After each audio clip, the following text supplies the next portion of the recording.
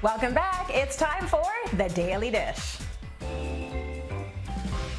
Today, Chef Paul is making us a special Pride pizza. Here's what you're going to need to follow along. You need the frozen puff pastry, defrosted in the refrigerator, gournay cheese, goat's cheese or feta cheese, shredded mozzarella, oh, it's a lot of cheese, I love it, plum tomatoes, a carrot, a yellow and a green zucchini, purple potatoes, and a red onion. You see where he's going there with the rainbow.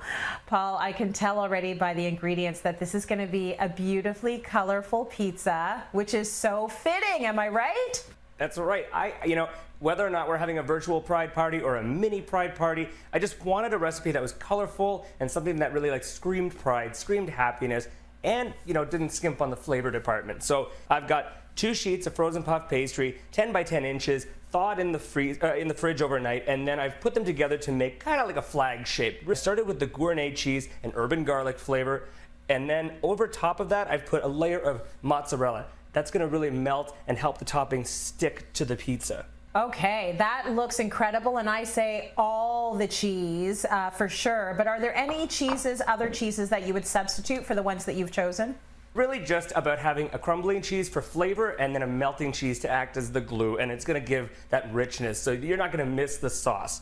And now it's really all about just piling on toppings, and I've chosen a rainbow of vegetables to do that. So I've used my mandolin to safely slice these very, very thin, and so I'm just going to, and I got my little pride flag here as a guide. I'm just going to start layering on a layer of tomato for the red, and of course orange. We've got carrot, yellow zucchini, green zucchini, purple potatoes. I mean, they're not actually blue, but whatever. I'll let it go this time. And then some red onion for the purple layer. Okay, well, I was going to wait till the end of the recipe to ask you this, but since you're still layering veggies, I want to talk about your grandma, because you say the Estonian side of your family, that was sort of the big, you had told your close friends and everyone was really accepting, and then it was like, grandma, how do I tell grandma? So whenever you would go to see your grandma, she would ask you the same question. What was that question? Do you have a girlfriend? Do you have a girlfriend? And you know how special my grandma was to me. I mean, I was honest with her about everything in my life except for this one thing. And I just didn't know how to come out to her because I just didn't want her to look at me differently, And I had heard, we're talking about language. I had heard a lot of, hurtful language from a lot of different people, and a lot of it in the Estonian community, and so I just thought it might ruin things. And so I didn't come out to my grandma until 5 years after I started coming out, which is why my coming out story is such a long story. I'd already been with Alex for 3 years. We weren't married yet, but I went to her house and she said again, "Do you have a girlfriend?" And I said, "No, Grandma." And she said, "Do you even want a girlfriend?" And I was kind of like, "Oh, this is it, this is it." And I'm way too old to keep lying to her. And I said, "No, Grandma."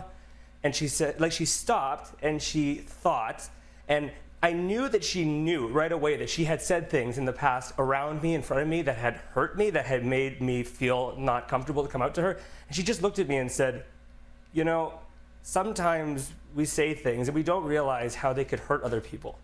And it was completely out of nowhere. And I know that it was her way of telling me, it's okay, it's okay. And then after that, Alex started coming around, and then I got married. Unfortunately, she couldn't be at the wedding, but it just really felt like it came full circle. And yeah, it led me into the next chapter of my life, which I'm in right now, and I'm so happy. And you know what? You look so happy. I love this story. Now back to the pizza. How do we finish it off? All right, so there's nothing more to it. A little drizzle of olive oil. All of these veggies love olive oil, so don't be shy. They're going to be in the oven for quite some time. And a little bit of seasoning. You could just add some salt and pepper, but I figure because we're using a garlic herb cheese underneath, let's just use a garlic and herb seasoning blend. Nice high seasoning over top. Not too much, but you want a little bit on every piece of veggie, and into a 350-degree oven for anywhere between 45 minutes to an hour, just until the pastry puffs up and the vegetables have crisped. And of course, I made one just for you, Tracy. And this is what you end up with. It's just fun. It's fun food, which is the kind of food I like to eat, especially during Pride. It's fun and it's gorgeous. Paul, thank you so much for that. Cityline.tv for the awesome recipe, and thanks for sharing your story. We've got more Cityline